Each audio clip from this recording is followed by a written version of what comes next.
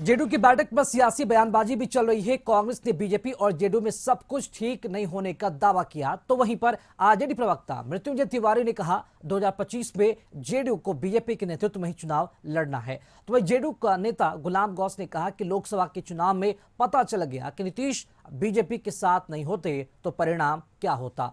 कुछ लोग बोलते थे जनाधार नहीं रह गया। जब राष्ट्रीय कार्य करने की बैठक है और इसमें महज 100 आदमी लोग उपस्थित होंगे, कोई फैसले ही लिए जाएंगे। राष्ट्रीय कार्य करने की बैठक तो तभी होती है जब कोई महत्वपूर्ण निर्णय लिया जाना हो। हर पार्टी अपना असेसमेंट करती है, बैठक करती है, कार्यकारिणी की बैठक करती है। हमने भी अभी कटिहार जिला में जिला कार्यकारिणी की बैठक की है, तो हर पार्टी करती है। जनता दल यू सरकार में शामिल है, बिहार में शामिल है और देश के सरकार में शामिल है, तो वो अपना समीक्षा कर रही है।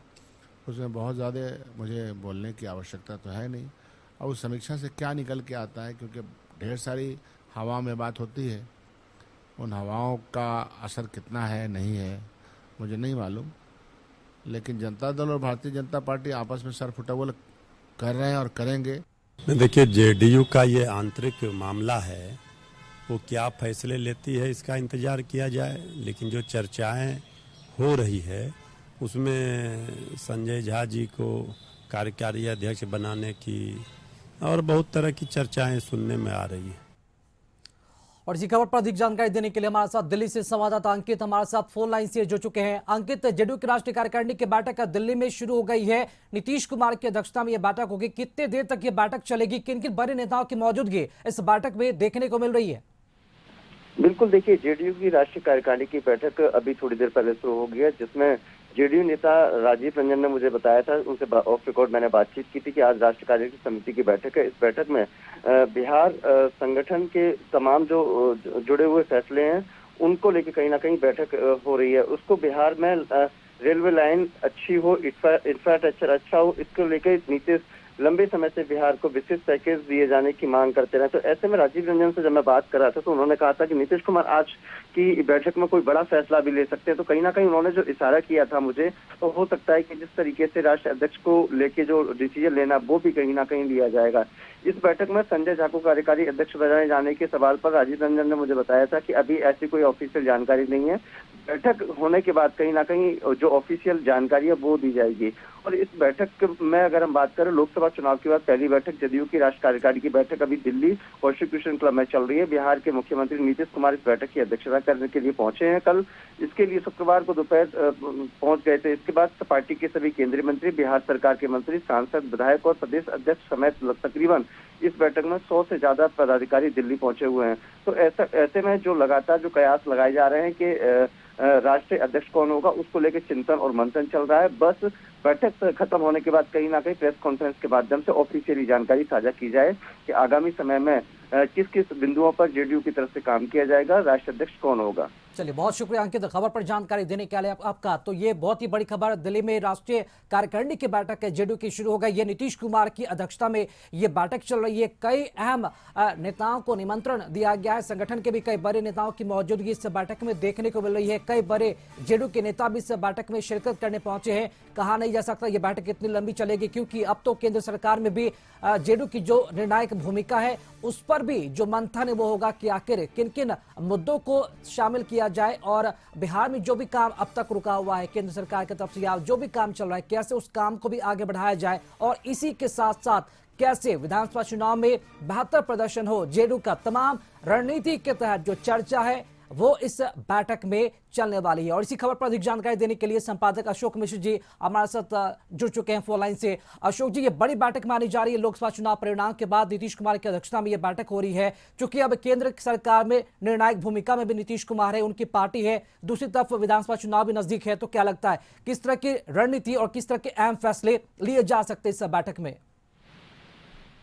देखिए राकेश, बैठक ये शुरू हो गई है। जदयू के राष्ट्रीय कार्यकारिणी की बैठक कॉन्स्टिट्यूशन क्लब दिल्ली में शुरू हो गई है और बिहार के मुख्यमंत्री और पार्टी के राष्ट्रीय अध्यक्ष नीतीश कुमार की अध्यक्षता में ये बैठक हुई है। और जो मंच की तस्वीर आ रही है तो ये देखा जा रहा है कि नीतीश कुमार के दाहिनी तरफ ललन सिंह जो जदयू के निवर्तमान राष्ट्रीय अध्यक्ष हैं और वर्तमान में केंद्रीय मंत्री हैं, उनके बगल में रामनाथ ठाकुर जो इनका मंत्री हैं, और वो फिर संजय झा हैं।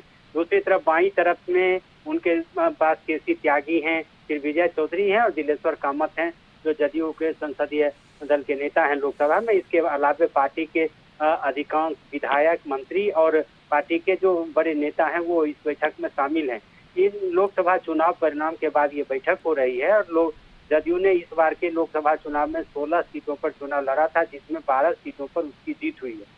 हालांकि जदयू को इस बात का संतोष है कि बीजेपी भी 17 सीटों पर चुनाव लड़ी थी और बीजेपी को भी 12 सीटें आई, लेकिन जदयू को 4 सीटें घटी हैं, जो कहा जा सकता है कि कहीं न कहीं उसके जनाधार में कमी आई है। लेकिन इसके बावजूद भी 30 सीटें एनडीए गठबंधन ने बिहार में जीती हैं और यह कह सकते हैं कि देश के अन्य राज्यों की अपेक्षा बिहार में एनडीए का प्रदर्शन बेहतर रहा है।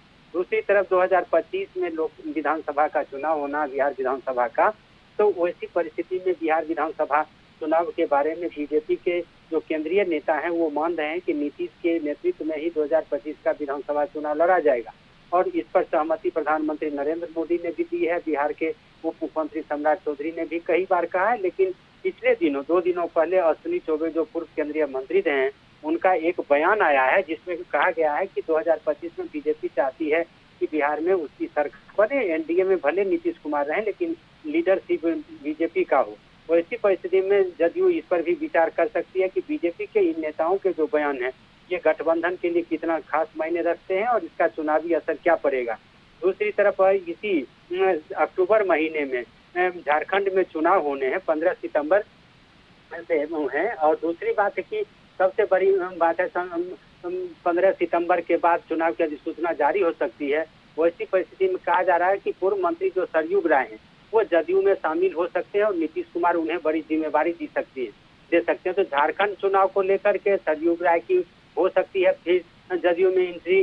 दूसरी तरफ संजय झा जैसे नेताओं को या मनीष वर्मा जो नीतीश के एकदम खास हैं, इनको कोई बड़ी जिम्मेवारी दी जा सकती है। इन सभी बातों को लेकर के आज की यह राष्ट्रीय कार्यकारिणी की बैठक काफी महत्वपूर्ण मानी जा रही है। हालांकि कयास लगाए जा रहे थे कि हो सकता है कि नीतीश किसी को बड़ी जिम्मेवारी दे सकते हैं, यानी कि राष्ट्रीय अध्यक्ष पद की कुर्सी दे सकते हैं, लेकिन सिर्फ ये राष्ट्रीय कार्यकारिणी की बैठक है, इसलिए इसमें इतना जल्दी फैसला हो सकता है नीतीश कुमार न ले। लेकिन इतना जरूर कर सकते हैं कि संगठन की मजबूती के लिए आगामी विधानसभा चुनाव को देखते हुए चुनावी रणनीति बनाने के लिए नीतीश कुमार ने ये बैठक बुलाई है और इसका मुख्य मकसद यही है कि अपने कार्यकर्ताओं को उत्साहित करना। दूसरी बात है केंद्र में एनडीए की जो सरकार बनी है, डबल इंजन की सरकार, तो एक लंबे अरसे के बाद जदयू की भागीदारी हुई है। ललन सिंह और रामनाथ ठाकुर केंद्रीय मंत्रिमंडल में शामिल हुई हैं। तो ऐसी परिस्थिति में आज की यह बैठक काफी महत्वपूर्ण है। देखना है कि नीतीश कुमार क्या निर्णय लेते हैं। फिलहाल सभी राजनीतिक दलों की निगाहें जदयू के इस राष्ट्रीय कार्यकारिणी की बैठक पर टिकी हुई। चलिए, बहुत बहुत शुक्रिया अशोक जी, खबर पर अधिक जानकारी देने के लिए आपका। और बुलेटिन में खबरों का सफर जारी, रोकेंगे छोटे से ब्रेक के लिए, लौटेंगे चल।